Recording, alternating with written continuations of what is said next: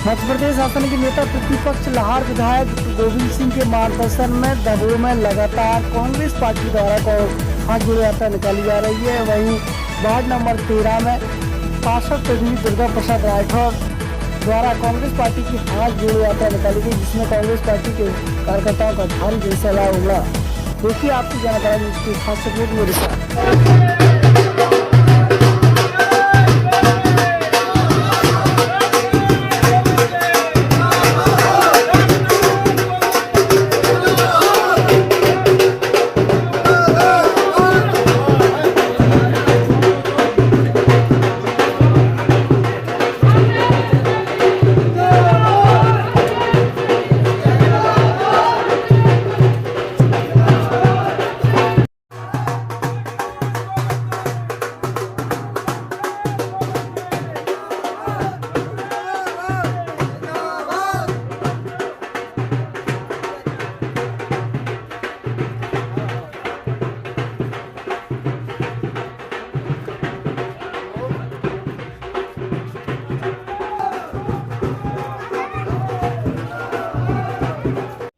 बेरोजगारी, महंगाई, किसान, महिला पर अत्याचार, कोई भी बात संसद के अंदर कहने का प्रयास किया तो ये भाजपा का नरेंद्र मोदी और उसकी सरकार बहुमत न होने की वजह से हमारे नेतृत्व की बात को नहीं सुना गया।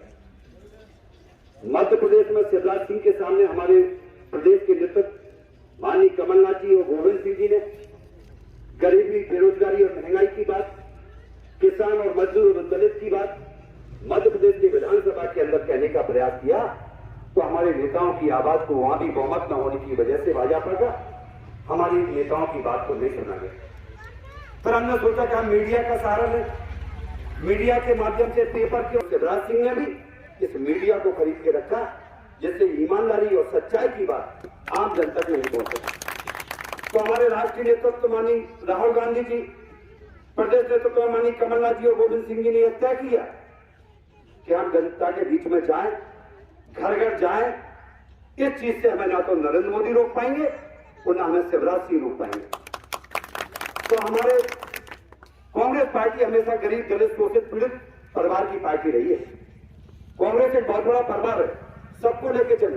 भाजपा जात के नाम पर, धर्म के नाम पर देश को बांटने में लगी है। आप लोगों ने पिछली बार सरकार बनाई, कांग्रेस की सरकार बनी आपके वोट से। डॉक्टर गोविंद सिंह को भी आपने सातपुरा मध्य प्रदेश की विधानसभा में पहुंचाया, मंत्री बने, सरकार चलने लगी। जब सरकार चलने लगी तो सिंधिया जैसे गद्दार व्यक्ति ने कांग्रेस की पीठ में छुरा घोंपकर हमारे कांग्रेस परिवार के 22 विधायकों को 35-35 करोड़ रुपए में खरीदकर कांग्रेस की सरकार को गिराने का काम किया। भाई डॉक्टर गोविंद सिंह को अब चुनाव लड़ने की क्या जरूरत है? डॉक्टर गोविंद सिंह मंत्री रह चुके, 6 बार एमएलए रह चुके, प्रतिपक्ष के आपके सबके आशीर्वाद से वर्तमान में नेता हैं।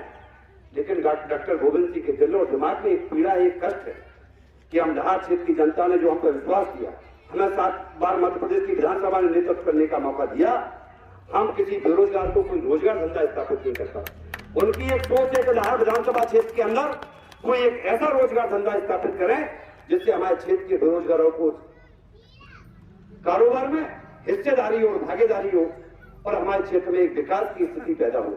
ये चुनाव डॉक्टर गोविंद सिंह का चुनाव नहीं है, ये चुनाव लाहौर विधानसभा का चुनाव नहीं है, ये चुनाव देश को बचाने के लिए चुनाव है, मध्य प्रदेश को बचाने के लिए चुनाव है।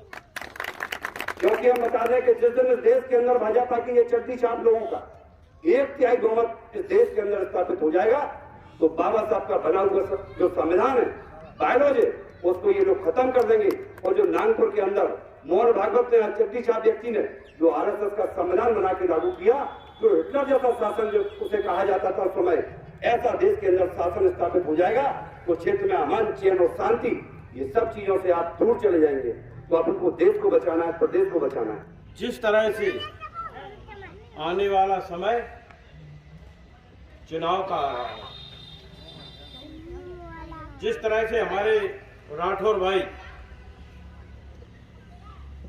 जिस तरह से जीत के आए अपनी 13 नंबर वार्ड में, इसी तरह से हर वार्ड के पार्षद ये ठान लें कि जिस तरह से हम जीते हैं उसी तरह से हम कांग्रेस पार्टी को जिताएंगे। तो ये एक लक्ष्य अपना है।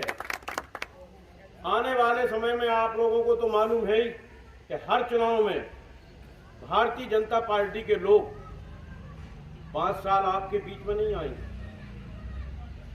आप जिस तरह से चूहा निकलता है बिलों में से, जब 1-1.5 महीना रह जाएगा तो निकलेंगी और पाते खाएंगी, तो उनके इस झांसे में नहीं आना है।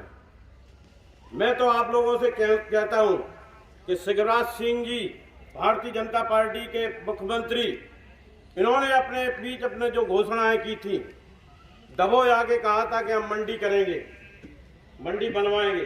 क्या मंडी बनी? जो भी विकास यहाँ हुआ है वो डॉक्टर गोविंद सिंह की बदौलत हुआ है, उनके प्रयास से हुआ है। जो लाहौर क्षेत्र में विकास हुआ है वो डॉक्टर साहब के प्रयास से हुआ है। मैं इसलिए आप लोगों से कहना चाहता हूँ कि इन अफवाहों के चक्कर में ना पड़ो। 5 साल में जो समय मिलेगा, आपकी बार डॉक्टर साहब का जो अंतर है कम से कम 20-25 हजार वोटों से जीतना चाहिए।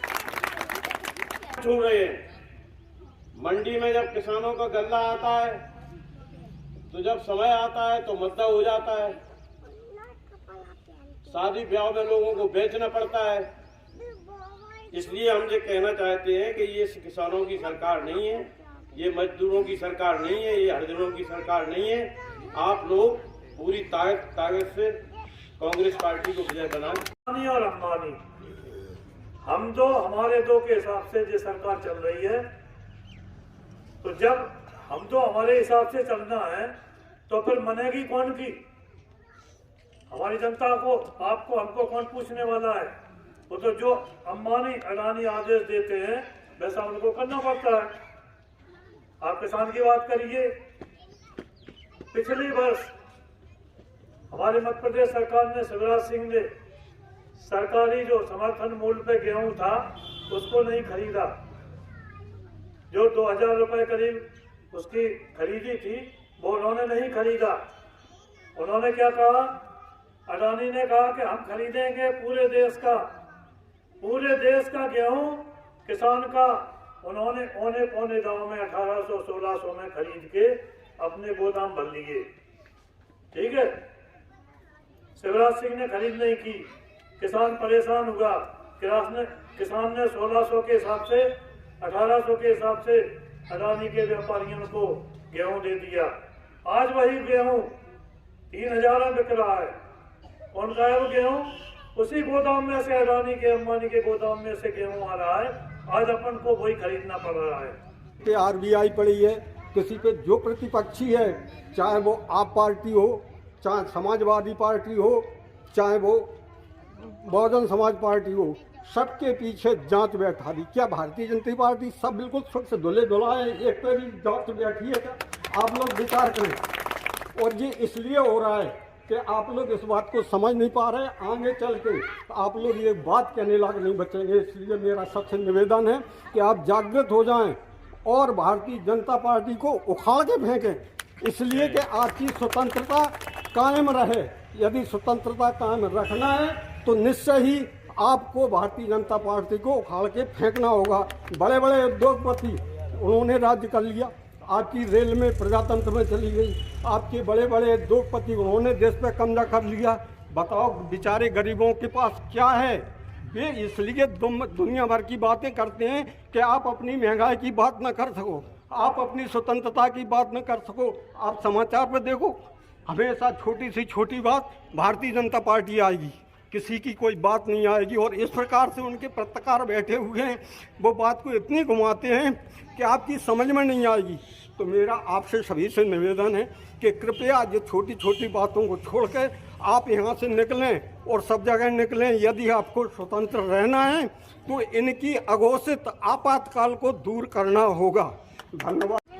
आगे इतना महंगाई चरम सीमा पर बढ़ चुकी है कि जो अभी राणा भैया पाल अपने वरिष्ठ पत्रकार हैं, उन्होंने बताया हुआ कि जो चीज़ है ना पौड़ियों में बिकती थी, आज वो चरम सीमा पर है। तो हम लोग है ना डेली रोजमर्रा के जो जरूरतों को खरीद नहीं पाते हैं, क्योंकि हम लोग है ना अति गरीब में आए हैं।